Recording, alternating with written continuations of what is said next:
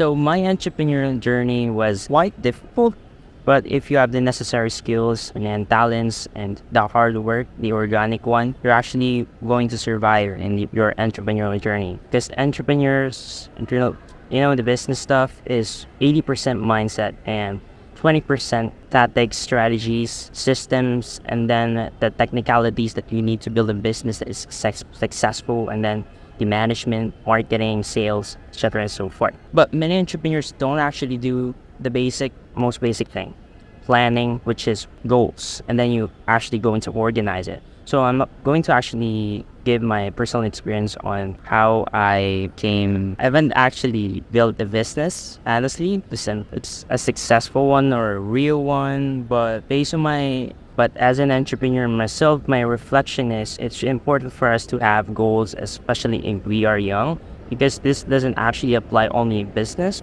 but also applies in your schools, in your life, in your professional career stuff and business. So section number 1 is actually reflection and vision, self-reflection and vision. So I actually started my entrepreneur journey when I discovered my passion in content creation, and then it actually comes to business. At first, when I was very young, I didn't actually knew that I was going to be a businessman or taking a marketing degree. So if you actually have the clear vision in mind, if you have a purpose, you're actually going to survive in your entrepreneurial journey, because entrepreneurship is more of persistence and consistency and hard work. You know the game. And then based on my experience, goals that you set actually leads you to your vision. It leads you to a direction.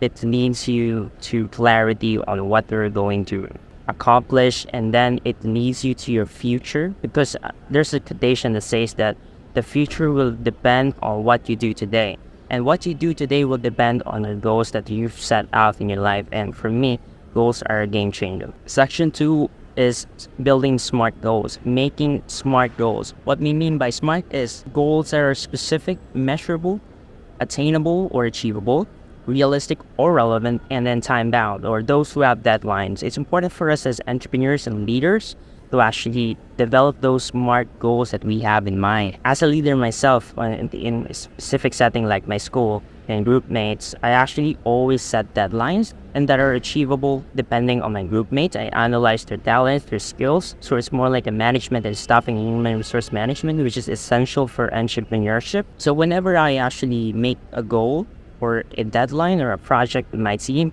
I always make sure that it is smart. All right, section 3, break down big goals. Break down big goals. Well, consciously, we actually tend to overwhelm when there's a big goal that we're trying to achieve, that for the next 5 to 10 to 15 years, it's so big that you dream so big that it seems not achievable. It's not smart. But actually, my self-reflection is, when you have a goal, it's actually here on the top of the tree. It's not about how can you actually reach that instantly, but it's about the step-by-step manageable steps that you can do to reach that goal above the tree. So that's a simple concept for me. So this approach actually have been effective to me when I began to track my yearly or monthly goal into manageable daily action steps, which are very small, very achievable, very easy, that you can do, that you can fit into your schedule no matter how busy you are, whether I have work or I have studies, whether I have family responsibilities. I actually divided this into manageable steps so that I can assume that I will be able to achieve that goal that is big in the long run, in the future, when I do this small steps consistently with massive persistence. Section number 4 actually talks about prioritization and management.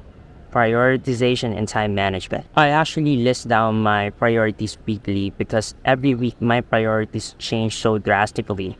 And the reason why I list priorities is for me to understand what are my priorities itself. For example, I have an incoming birthday party from a friend, or I actually want to extend my time to my social friends, which will take about 1 to 2 hours extra. I list down my goals. I list down my priorities every week, and it becomes clear to me what to do first and what to prioritize first, and what are my priorities so that I could be able to achieve my goals, more specifically to my priorities every week. I actually tried time management techniques like using the Force app or blocking my time to Google Calendar, and also I use my timer. I use a stopwatch, and then I use a lot of it, and I actually combine all those time management techniques, and then for me to have a good time management for myself, for my studies, for my work, which is actually very effective for me. Section 5 is all about tracking and accountability of your goals. Right? You can actually get an accountability partner to actually track your goals or what you're trying to achieve in life. It could be your classmate, it could be your friend, or it could be anyone. So tracking my goals in small ways was actually very important for me to have a sense of direction and progress, and so I could compare myself to my past self.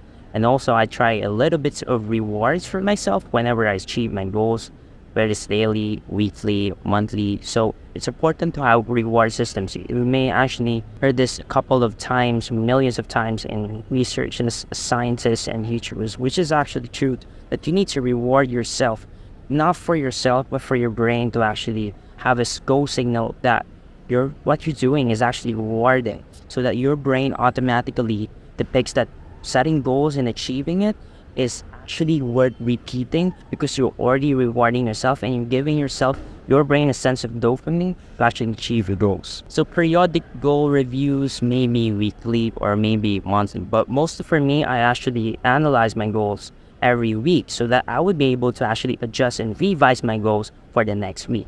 So it actually creates me a momentum of the act or the behavior or the habit of creating goals weekly, so I would be able to actually revise my priorities, revise my goals towards my long-term goals or my current priorities, such as studies. And in the future, after I develop the habits of weekly planning, I will be able to adjust myself if I'm going to work or if I'm going to establish now a business or something like that. So I actually use Notion to actually track my habits. So investing in Notion courses or just one course in Skillshare can really make an impact on how you organize your thoughts, your ideas, and your goals. Because Notion is everything. This is not, by the way, this is not actually a sponsor, but I personally use Notion to actually learn, to actually write my notes in school, in class, in business, or in myself when I try to track my learning list. Or Section 8 is about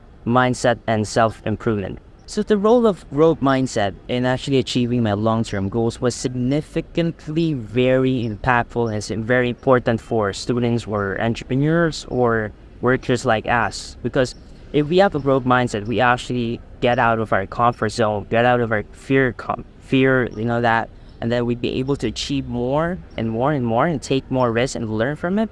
It actually builds a momentum for us to improve ourselves, to improve our academic performance, to improve our business performance, to improve our knowledge, and everything. It's actually a momentum like a snowball. When you have that momentum of a growth mindset, you'll be able to improve yourself in every area or aspects of your life. My self-improvement strategies, more specifically, is actually facing my fears and actually taking risks. And most importantly, you can do this anywhere in a public, you vlog, you're taking risks.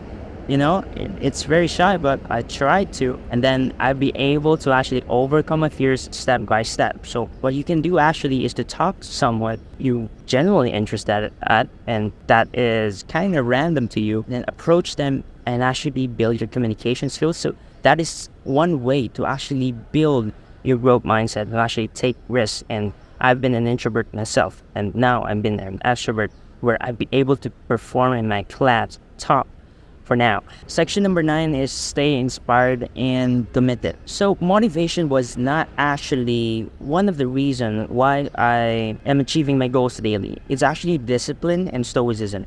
So stoicism talks about denying yourself or focusing on what you can't control, and to neglect what you can't control, which is taking 100% responsibility in what you are going to do. So discipline actually don't rely on motivation, but it more relies on yourself, and it really disregards your emotion, whether you're feeling happy or sad, or just do it anyway. So it's more like developing a sense of discipline in yourself. So we actually started by writing down my goals on a whiteboard in my room, and then I actually watched some influencers or YouTubers like Hamza to actually know what's really the value of discipline. And the reason why I was able to have discipline is because of my purpose, and it's because of my vision.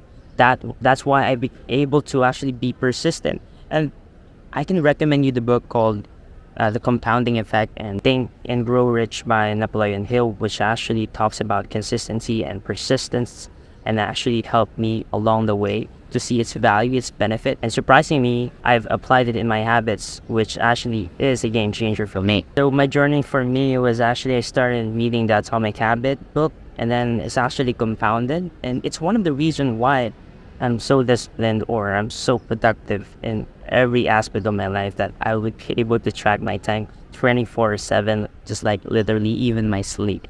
So I can recommend you to read productivity books, and then you actually have supposed to have the desire to change, because your desire will actually lead to purpose, to vision, and then you're setting goals, and then success comes out. And if you're an entrepreneur, or aspiring entrepreneur, or a marketer, or you're taking a degree, and then in the future, and then you will work for a company, and then you build a business, what I'm actually going to recommend you is to build daily habits and build daily habits and goals, which is very important for you to have a long-term success. So as young as you are, you have to develop the right mindset and the right attitude, the right behavior, and the right goals for yourself. So it's actually daily. It's not weekly goals, but you actually set daily goals. So yeah, my personal message for you is good luck on your goals, good luck in your entrepreneurial journey, and I hope you'll be able to achieve your dreams as an entrepreneur.